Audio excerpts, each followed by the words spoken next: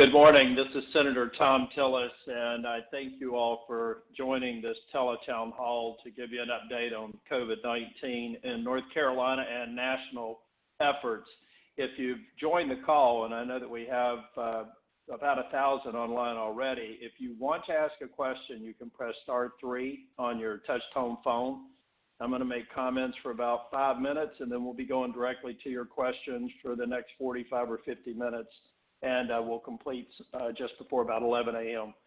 But again, thank you all.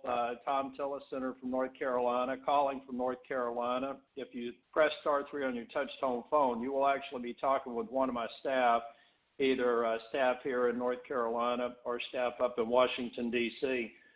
About 2 weeks ago, we made the decision to send the majority of our staff home so that they could work virtually. They're able to continue to do casework, legislative work, and the typical business operations. We do have staff in our office in Washington and limited staff in our state office, but if any of you need help, if you go to my website at tillis.senate.gov, you can open up a case there.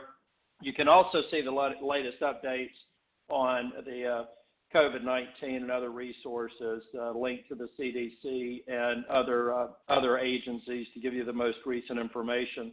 We've recently posted on our website, if you go to tillis.senate.gov, specific information about the economic relief that resulted from the bill we passed out last week and was signed by the President on Friday. In terms of updates, we have a little over 735,000 global confirmations of COVID-19 and almost 35,000 deaths. In the United States, there are about 137,000 confirmed, and 40,000 cases were confirmed over the past 48 hours. I should tell you that one of the reasons why we're seeing the increase in the number of cases is not because the virus is spreading more quickly, it's because we're testing more effectively and on a broader basis. In North Carolina, for example, we've done almost 20,000 tests, with thousands more being processed, and there are about 100,000 tests being conducted each day nationwide, according to the administration.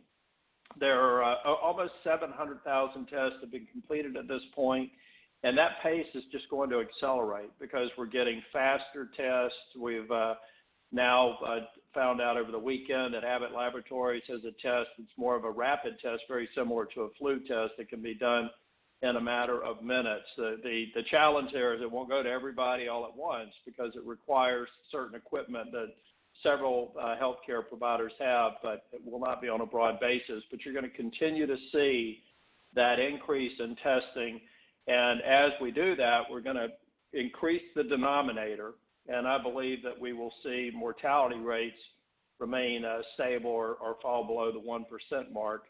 That's not my opinion. That's based on the medical professionals and clinicians that are looking at the data. Here at home in North Carolina, we do want to make sure that everybody is paying attention to state and local measures that have to do with social distancing, certain closing, certain stay-at-home orders. Every elected official, from the president, from the Congress, down to the local level, are making the best decisions they can based on the information that's changing literally overnight. We hope that we can avoid a statewide shelter-in-place order, and I think the governor is just taking measured steps to make people conscious of what they can do to help prevent the spread of the virus. And that's one last thing. And by the way, press *3 on your touch-tone phone if you would like to ask a question. And we'll go to your questions here shortly. We'll ask you to just say who you are. You'll talk to the staff, get the nature of the question. This is a purely COVID-19 focused call, though. I do teletown halls across the state, and we talk about other matters. I hope that we'll be able to do that soon, but right now I want to make sure that we give you the best information that we can as we jointly combat the virus. The one thing that I would encourage you to do, because we will continue to have challenges as we're increasing the number of personal protective equipment, masks, goggles, shields, gowns, we're still watching the supply chains and always concerned about healthcare professionals like my daughter, who's a nurse, having the equipment that they need to safely provide care and keep themselves as safe as possible. So the best recommendations from the CDC and from the state agencies is if you think that you have the virus, say you're exhibiting a high fever, you have a fever, a high temperature, you've got shortness of breath, you may have a dry cough, which are the key symptoms that we've seen. Increasingly, we're hearing maybe reports of a loss of a sense of smell or taste. Do not go directly to the doctor or urgent care. Call your doctor. If you don't have a primary care physician, call your local health department and get their advice on how best to be seen or tested. They'll ask you a series of questions, and based on risk that depending upon how you answer the question, they may order a test. It could be a test at an increasing number of drive-through facilities or more controlled environments, so we can make sure if it turns out you don't have COVID-19, the last thing we want to do is put you in a setting where you may have greater exposure to it. So please, and if you will just heed the advice of state, local, and federal agencies, if you feel like you're ill and you think you may have it, contact your doctor, contact an urgent care facility, contact your local health department, and seek their advice on what to do next.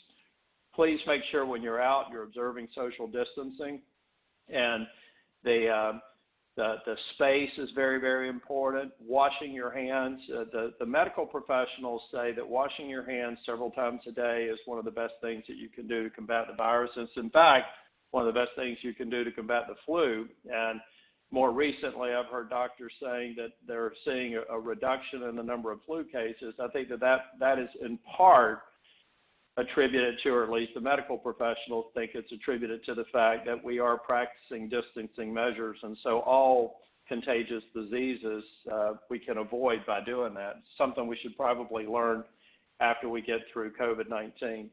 Again, if you've joined the call, you'd like to ask a question live here in about another minute, if you press *3 on your touch-tone phone, we'll get to your questions as soon as we get through the last piece, and that's the economic relief package. We passed a $2 trillion economic stabilization measure last week on a bicameral, bipartisan basis to provide resources directly to individuals who may have lost their jobs. This could be independent contractors, others who would not necessarily qualify for unemployment insurance.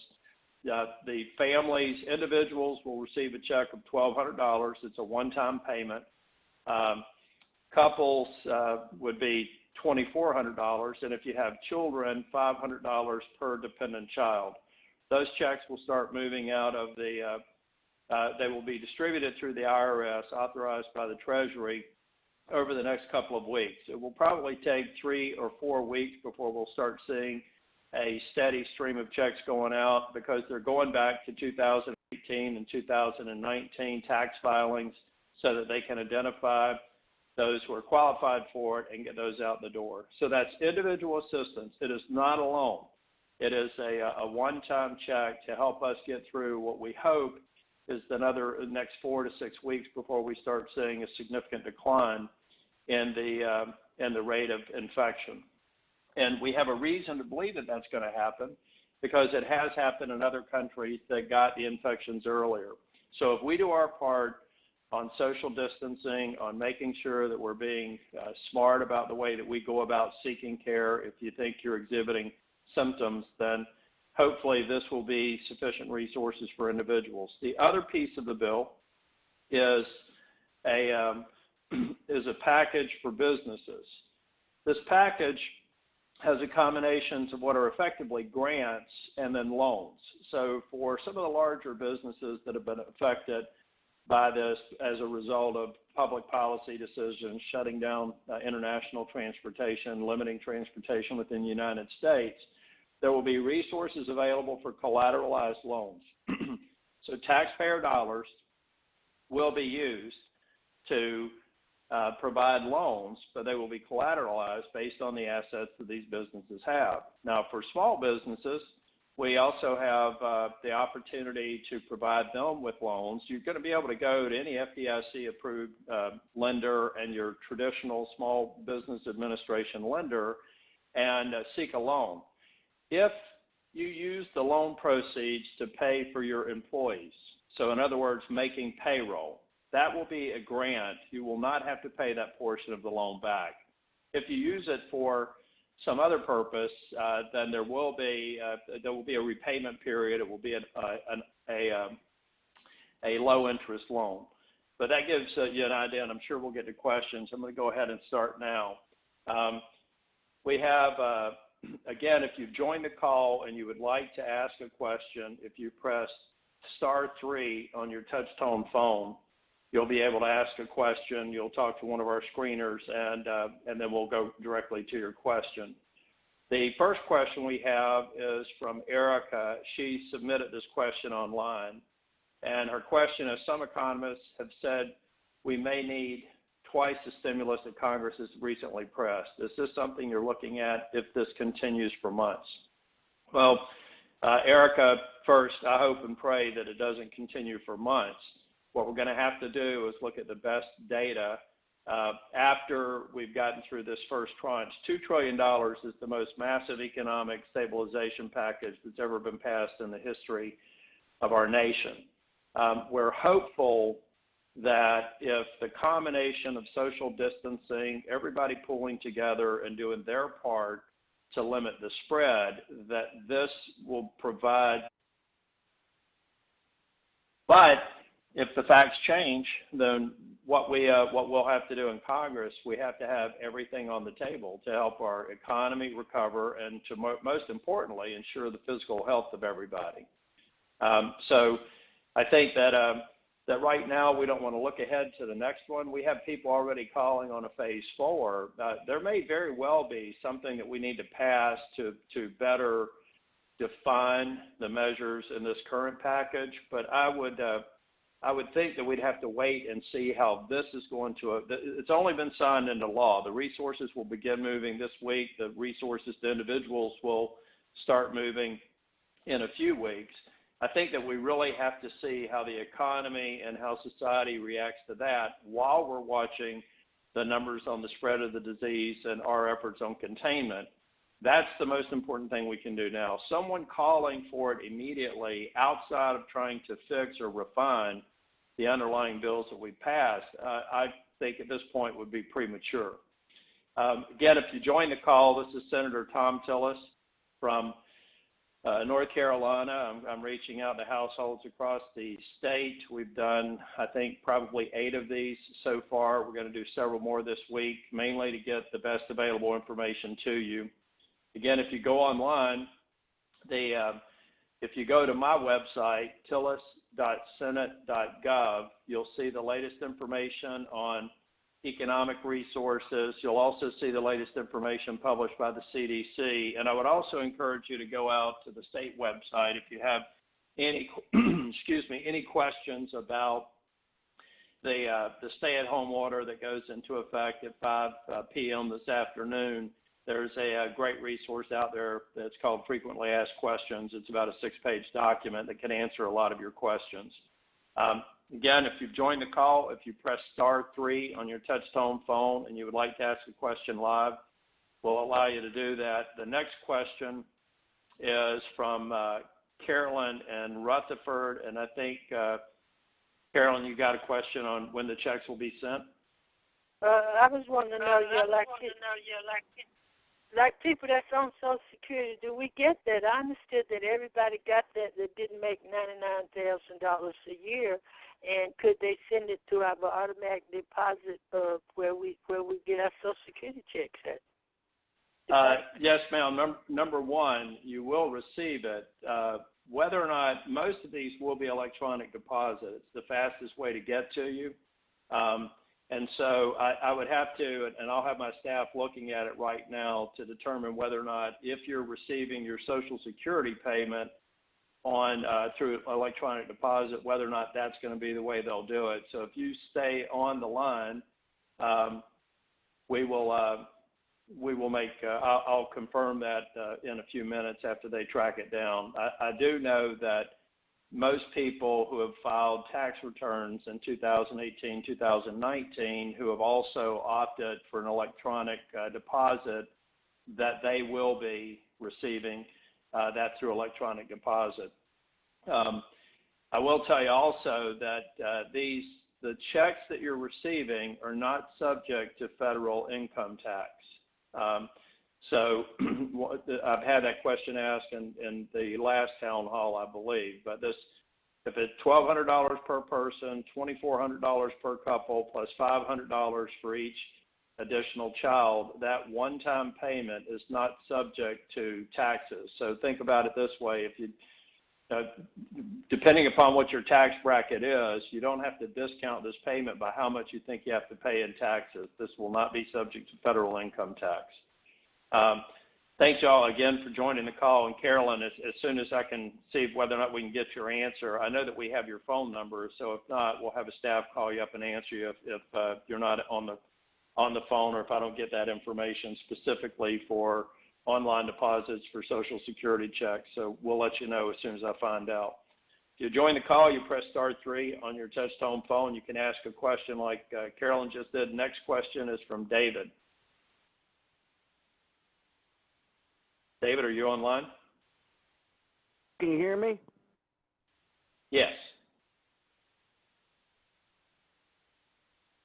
Yes, can you hear me? Yes, I can, David. Go ahead. You can ask your question. First of all, Senator Tillis, I'd like to say thank you for the fine job you're doing and for taking our call today.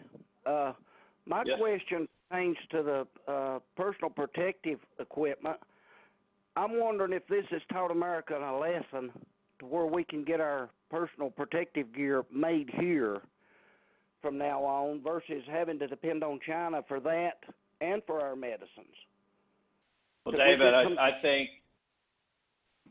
think we have. I think that, you got to strike a fine balance between global supply chains, which makes sense in some cases, but I think that a number of us are already talking about measures that we need to do to basically document and have on the shelf the response effort that is occurring now, that we need to look at what worked, what didn't work, improve it, and then practice it, so that the next time that we have a threat like this, a global pandemic or even a nationwide epidemic, that we're better off mobilizing. I'll give you a good example. So number one, there are certain things in China. There were early in the cycle, there were components of what we needed for the test kits that were largely manufactured in only one European country, and we were competing against other countries that obviously were trying to take care of their citizens. So I think we're going to go back and we're going to learn where our real vulnerabilities were, and we'll probably have to make some tough decisions about manufacturing that we've allowed to go to China, that we're not being punitive towards China, but we've learned, having so much dependence on any one country, particularly a country where the coronavirus has originated, that we need to think it through. And it may be that we will need to encourage businesses to either move to other jurisdictions. So some of their manufacturing's in China, some could be in other countries, some may need to come back home, so we can guarantee this base supply when we're ramping up our response. But I think that was already happening. I think that the discussions we've had with China on trade, that their businesses were already thinking about how they need to get a little bit more resilient. Every single day, though, we're learning something new. That's why I was saying that the governors, Governor Cooper, the governors across the state, the local elected officials, and the president are really demonstrating a lot of flexibility and a willingness to evolve as the information grows. We're learning now. I talked earlier about the rapid test that was developed by Abbott Laboratories and approved by the FDA. but we're also hearing about new technology that lets us sterilize the face mask and put them back into play. Those are the sorts of things that we need to figure out when we deal with this virus again, which we almost certainly will in November. And again in November of 2021. That's how most epidemiologists say that these viruses play out. We'll be better prepared. We're going to have the time to be so much better prepared before the next time. And not to mention, we should have vaccines and therapeutics, vaccines for 2021 and therapeutics, medications that may help. You may have seen that the malaria drug has been approved for limited use. I think that there are other drugs. But again, don't take it on yourself to figure out how to treat this illness. Call a doctor, call a hospital. But we'll definitely be working on it, David. I appreciate you being on the call. Again, if you join the call, if you press star 3 on your touch-tone phone. Oh, sorry, David. I'm sorry to cut you off. I didn't know you were still online. Well, thank you for joining, and please share this information with your neighbors. Before I go to Veronica in Buncombe County, I also want to encourage you all. We're starting to see some slowdown in what was a rush on grocery stores and other places to buy supplies.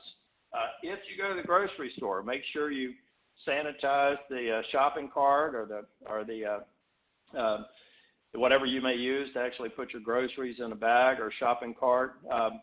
But also make sure you're maintaining a good distance. But if you were able and you have the resources to buy a significant supply, make sure you're calling up and down the street to your neighbors or family members or other people who may not have had the blessing of having the resources to go to the grocery store and buy a month or two supply. There are a lot of people that go to the grocery store a couple of times a week because they buy groceries and food when they have the money. And they're the people that we as a community have to look out for.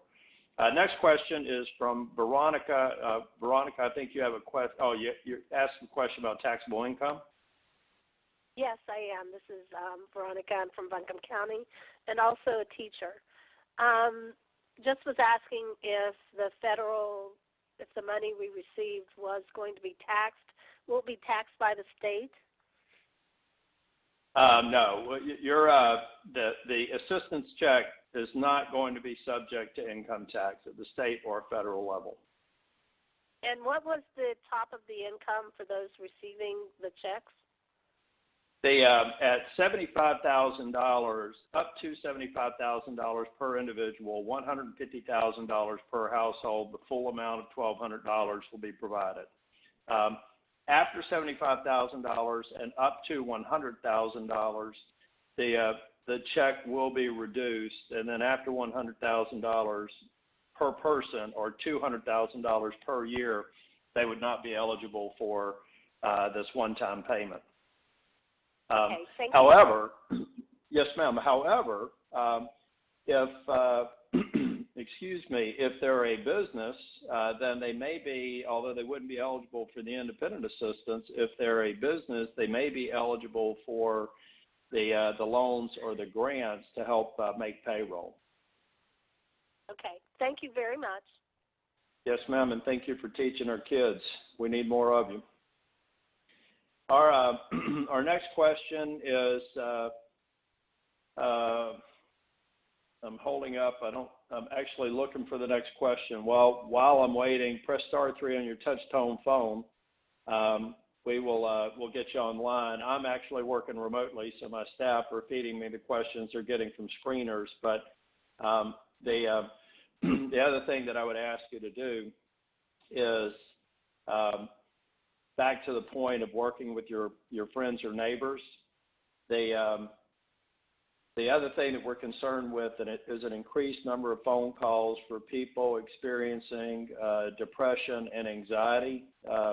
I haven't seen the clinical data, but I have heard anecdotally, particularly from veteran service organizations, that the number of people calling who are in crisis has gone up substantially over the past couple of weeks. So if you know a veteran or if you know anyone else who may be at risk in terms of anxiety or depression, you should check in on them too. Our next question, I believe, is from Danny, and I think you're from Macon County. From where, Senator? Danny, are you from Macon County? I am in, I think, your home area of Cornelius, North Carolina. Oh, okay. Well, that just goes to show you that I'm no longer going to tell you what county you're from because I've read that straight from a staff text. So I'm sorry for that. Danny, what's your question? That's fine. Appreciate you doing this, by the way, Senator. If you don't, just two real quick questions. The first one, can you tell us again the website where we can get information about small businesses looking to get loans or grants to make payroll? I had to lay off a lot of people. I fired myself. I told my payroll not to stop paying me just so I can try to pay the benefits and the payrolls of some of my full-time employees. My business is 100% shut down. We have no money coming in. So you piqued my ears when you talk about some of these loans to help make payroll. Where, Senator, give me the website where I can find that information, please. Danny, the first stop should be my website. If you go to Tillis, Tillis, .senate.gov, G-O-V. We've got we just posted a link up there that will take you to the information. In a nutshell, the way it's going to work is if you're a small business and you'd like to keep your employees on the payroll. If you get this loan, which you could, at this point, we're trying to not only go to what we would normally do as the Small Business Administration approved lenders, but we're really opening this up to a broad base of lenders. And if you were to get a loan, if you just needed a low interest loan to help you make cash flow, just make cash flow work for the next month or so, then that would be a low interest loan that would have a payment period that you'll work out with your lender. If, on the other hand, you use a portion of it or all of it for paying your employees, then that is a forgivable loan. You won't have to pay that back. And that information has been summarized on my website, and we'll continue to update that because the way things work is we pass a law, then the administration has to write, by law, they have to write certain rules and guidance to push it out. So as soon as we get more information on exactly which lenders are online, right now it would be best to check with your local banker if you have a banking relationship and ask them what they've heard. I've got a call that we're scheduling with the bankers across North Carolina this week to answer their questions so that they can mobilize. And that should be occurring over the next week or so. And I wish you the very best, but make sure, and on my website at tillis.senate.gov, we also have phone number locations for Washington, MS state offices. So as you get through it, if you run into a hurdle, we're happy to help you out. But Danny, thank you for the question. Next question is from Travis, and this came from online. And Travis was asking, when will we flatten the curve?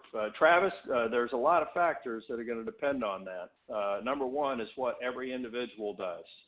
If we see more people staying at home who can, if we see everyone who's out in public providing distance, then I think we have reason to believe that we're going to do far better than most other countries. And that's even in a free-moving, 300 million plus massive country like the United States. It's really difficult. I think that the president, the president's constantly pushing for, trying to get back to normalcy. And I think he got a lot of pushback when he was saying he hoped people could get back to work by Easter. I think what he's trying to do is push all resources to try and get back to normalcy as quickly as possible. But if you saw his press conference last night, you saw that, he's saying we're well on the road to recovery by June 1st. I'm sure that is something that he was advised on. There are a lot of people who believe, clinicians, healthcare professionals believe that we could see at the peak of the curve over the next 2 to 3 weeks. But I'll tell you, for all that the whole of government, healthcare workers, first responders are doing, the group that will have the most significant impact on whether or not we flatten the curve is each and every one of us as individuals. If we just practice hand washing every day, sanitizing your hands, calling your family members, not necessarily visiting them. I've got a 2-year-old granddaughter that lives 4.5 miles from me, and I have not been close to her for more than about 3 weeks, and I will not be until we've reached a point to where we believe that's safe. So I think if, Travis, if we do our part as individuals, then I think that estimate of 2 to 3 weeks could be realized. If we don't, then it could be longer. And I hope for the sake of everyone, particularly the folks who are most likely to suffer serious outcomes from the virus, people with underlying health conditions, people who are older, then if we do our part, we will literally save lives, no doubt in my mind. And we have to view everything that we do right now that is not consistent with what the best experts are asking us to do, is really not only taking a risk for your own personal health and safety, but for the health and safety of others who may be at greater risk. So thank you for the question, Travis. Next question I think we have from Mary Ann. Mary Ann, you should be online. Thank you, Senator Tillis. I'm in Macon County, and I'm a massage therapist. And as self-employed, we are, of course, being asked not to see anyone. And my office has been shut down now for 2 weeks.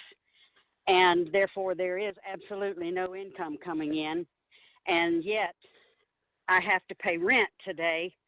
And my question to you and to the other leaders is there any way that you can talk with our governor as well as us talking with him and letting him know that we have no income to continue to pay for a space that's making nothing for us? And I'm asking for the landlords to step up to the plate and give us a break, give us 2 months so that we can possibly get started again by June or July at the latest. Is there anything that you can do for us? Well, Mariam, we are working on that. I mean, we have to look at everybody in the chain. Number one, you should be receiving that assistance to help you just to try and make ends meet. But if you're not making income, I know that's probably not going to erase all of your income deficiencies. But the one thing we're encouraging banks and landlords to look at ways to where they can more or less shift things to the right a month or two. We also have to be mindful of the fact that the landlords themselves may be cash strapped because other businesses, they may not be a full-time landlord. They may not have a portfolio to where they can pay all their bills. So part of what we have to do is seek help from the landlords to help individuals like you, and then we have to seek help from the banks to help landlords who may not be able to have the cash flow to bridge the gap. That's what we're working on, and that's why we're having the calls across the state this week with business organizations now that we passed the stabilization bill, so that we can really get everybody in the chain. If they have the resources, if they don't have the resources, then who further in the chain may be able to help them out with forbearances on loans, delayed rent payments, those sorts of things. Your situation is not unique. There are tens of thousands of people in North Carolina that we know are experiencing the same thing as you, and that's why we're working on it. The next question is from Cindy. Cindy, are you online?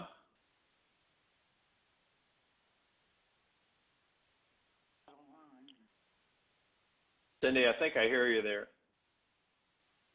Hello.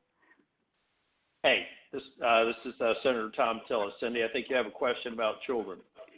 Yes, I was wondering, once the stay-at-home order goes in effect today, I'm asking about children.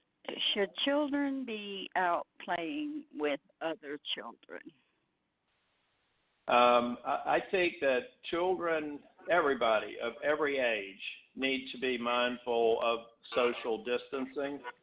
And you know, when kids play, the last thing that they do, I know my 2-year-old granddaughter, the last thing that she's into is social distancing. She's with her friends, she's hugging them, she's spending a lot of time with them. Obviously, we have daycare situations where we're trying to provide support for those who need daycare, but everyone should minimize contact. My granddaughter, for example, has a play date once or twice a week that she hasn't done for a couple of weeks. She's spending time at home with her mother, my daughter, and a nurse, and her dad, and they're trying to spend that time together. It's like everyone else.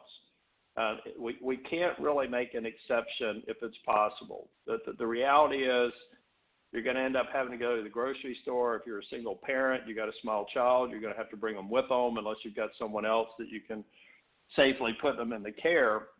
But it all has to be minimalized. Back to the question about Travis, the more people who just try to stay at home, tend to their children, and not get exposed, the more people who do that, the sooner we will be at the peak of the curve and the flatter the curve will be. I think it's also particularly important, you know, for grandparents like me who would love to spend time with my granddaughter. I do every time I'm at home, when I'm at home on weekends, but I haven't done that. It's not for a fear of me infecting her necessarily or her infecting me. It's because that's what we as a society need to be doing right now, and we can't make an exception because somehow we think we're okay with the interaction. My mother is 87 years old. We've made sure that she lives independently. We've made sure that she is staying at home, and we've got a family member who is anything that she needs is providing her. I was on the phone with her for about 45 minutes yesterday, and we got a big family of 6 kids.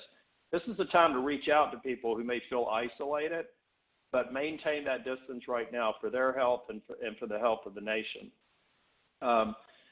The next question is, and by the way, I should say that there's still a fair amount of evidence that says that younger children and adults, younger adults, tend not to have severe implications or severe complications, I should say, with the virus unless they have an underlying health condition. But there can always be that variation of a teenager or a 20-year-old or even a child. We have seen some reports who have succumbed to the virus. So the best way to avoid that is to have them avoid any contact and risk of exposure. I think our next question is from Amy. Can you hear me, sir? Yes. Hi, good morning. I want to thank you for all you do, first of all. My question is this. I live in Caldwell County, and whenever we were out of school, when we first got out of school and everyone suggested social distancing, my son and I have done everything we could to try to stay. Had been sick some in February, so we've tried to stay away from folks, but it doesn't seem like anyone has taken it very seriously. People are still out at parks and all over the place. And my question is, tomorrow at 5 o'clock, if folks don't take this stay-at-home order seriously, and there's still thousands of cars going by my house daily, who then has to enforce that? Will it be my local law enforcement agencies? How will we proceed with that? Because I personally just haven't seen people where I live take the social distancing thing seriously. I mean, I can't even take my trash over because people will just come right up on top of you, and it's just, I don't understand why people aren't taking it serious. They just don't seem to. Well, Amy, going back to the question that Travis asked me, the one thing that we've got to talk to everybody like responsible adults and citizens. If we have some of the world's most renowned epidemiologists telling us this is a way we can reduce the spread, we should believe them. And anybody who goes on a website or they have a chat and they say, well, I'm not really at risk, they have to understand that their actions could put somebody at risk who could die from this. It's that simple. And it's that start. I'm a person with a compromised immune system having rheumatoid arthritis. So yesterday, all day on my Facebook feed, it was just constant selfies of folks out with groups of people and driving church services and stuff. And I'm just sitting here thinking, I'm a person waiting on test results and thinking about every person I've could have possibly came in contact with in the last month. But other folks are just out like it's normal business day, and I don't understand that throughout this whole situation. I'm also a mother of a high school senior, and, it's very hard with their graduation, and I have some with 13 years perfect attendance and all that they're missing. But, we've taken this very seriously. My son got type A flu on February 26th, and I assumed that's what I got on the 27th. And it was just really hard to get over the flu alone if that's all I had. But you just don't see folks doing that. And yesterday I was like, it's all the selfies. People were out at picnic tables with folks and taking pictures, and I'm just thinking, why? Do they not realize that they could, if it doesn't make them very sick like you said, they could carry it to someone and it maybe, make them deathly ill. I just don't get why people aren't doing what the government asked them to. I don't understand. Here's what Amy, here's how I think it's going to play out. We've got a stay-at-home order from Governor Cooper, and I think he's been very reasonable in the way that he's approached it.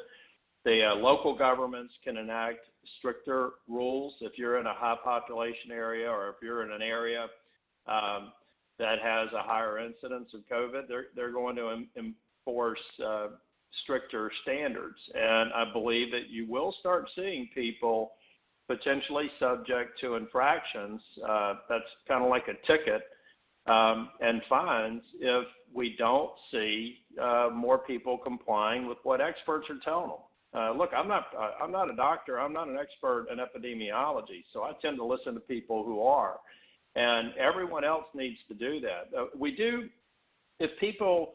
I don't know if some of you, it just flashed through my mind that, if you're talking about a family unit that's at a picnic table that's sheltering in place or staying at home together, I get that picture. If you're talking about a gathering of people that got together and they're going about their way, the one thing you can be sure of, if you're talking about those kind of gatherings, they gathered with somebody else a few days earlier.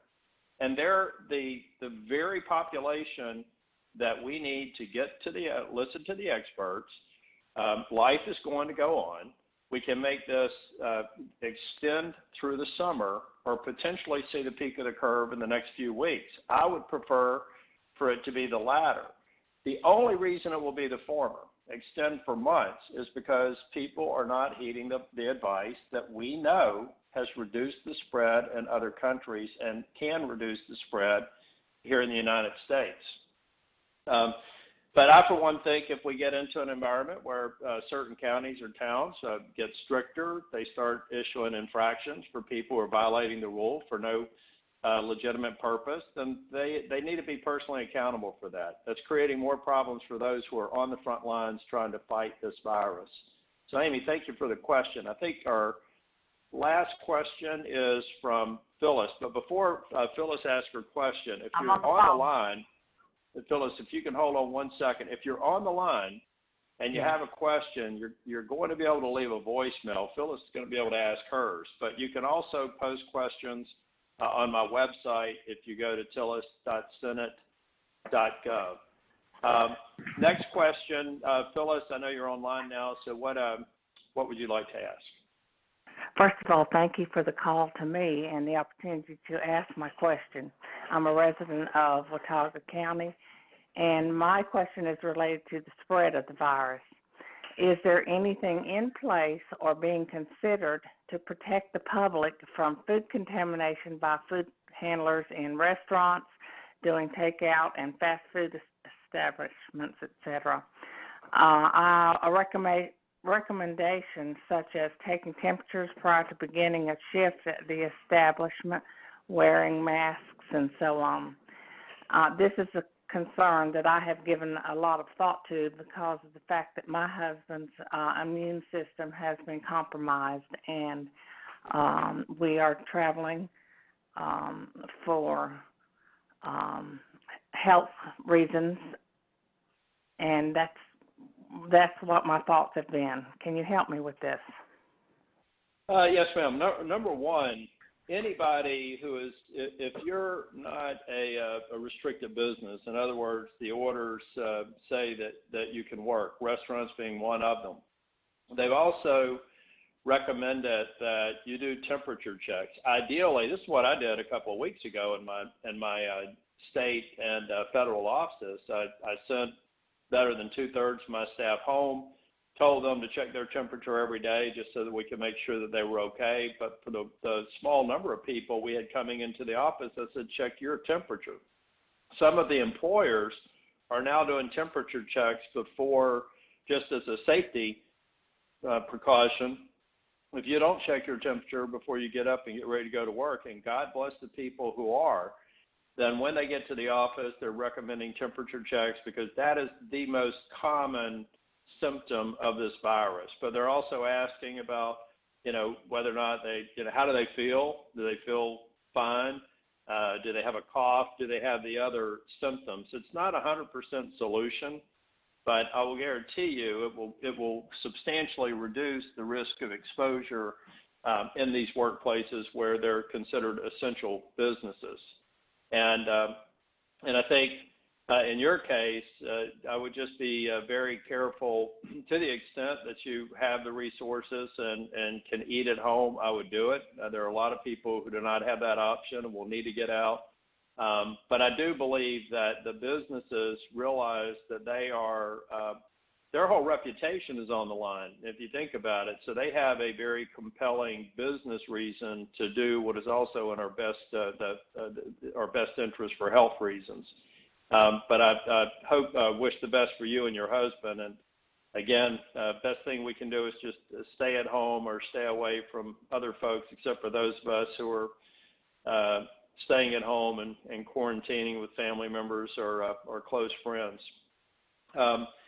But we're up about 2 or 3 minutes away from the end of this call. We're trying to make this resource available to other members who are trying to reach out to their constituents. But we're doing a lot of these. I have several of these scheduled for the remainder of this week, and we'll continue to do it for the duration. We want to let you know that we're doing everything we can on a bipartisan basis to combat the disease.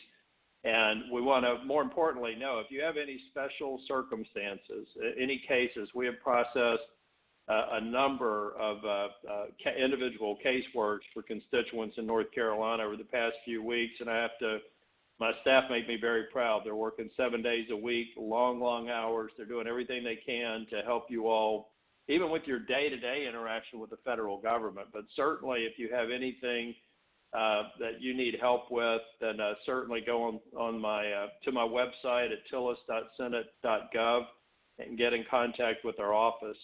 The last thing, for those of you who are still on the call, if you stay on the call, you'll be able to leave a message. If you listen online, you can provide us with feedback. And if you go to tillis.senate.gov, you can sign up for our newsletter, which is almost exclusively now focused on the latest information that we have on COVID-19. So again, I thank you all for being on the call. You're all in my prayers. We're doing everything we can, and I hope that you all will do your part. Thank you all. God bless.